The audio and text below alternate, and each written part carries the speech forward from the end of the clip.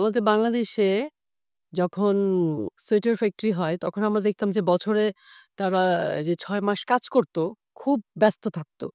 কিন্তু একটা পর্যায়ে দেখা গেল যখন নাকি বাংলাদেশে অটোমেশনটা আসলো, সেই ক্ষেত্রে দেখা গেছে যে নিটিং এর যে সোয়েটার ফ্যাক্টরিতে যারা জড়িত, এদের একটা অংশ এই জায়গা থেকে বিচ্ছিন্ন হয়ে গেল।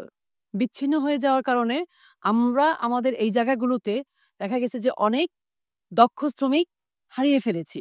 তবে বর্তমান যে ডাস্ট ট্রানজিশন এর উপর আমরা যে বিভিন্ন ধরনের দেখলাম যে প্রশিক্ষণ করলাম বা ট্রেনিং সেমিনার, ওয়ার্কশপ সেক্ষেত্রে দেখলাম যে আসলে এটা আমাদের শুধু যে আমাদের শ্রমিকদের জন্য যে জাস্ট ট্রানজেকশন যে বোঝার দরকার আছে, আসলে বিষয়টা সেটার মধ্যে সীমাবদ্ধতা নাই।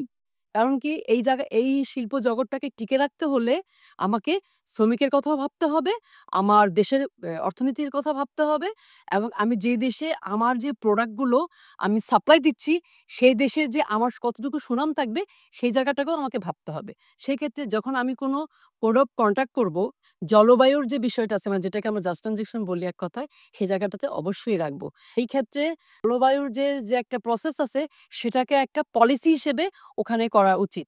মালিকপক্ষ যদি বুঝতে পারে যে আমার এখানে একটা জাস্ট ট্রানজিশন একটা পলিসি আছে, যে তাহলে সেই পলিসি কি সে ফলো করবে। যখন পলিসি হবে, তখন নীতি হবে, ধারা হবে, আইন হবে।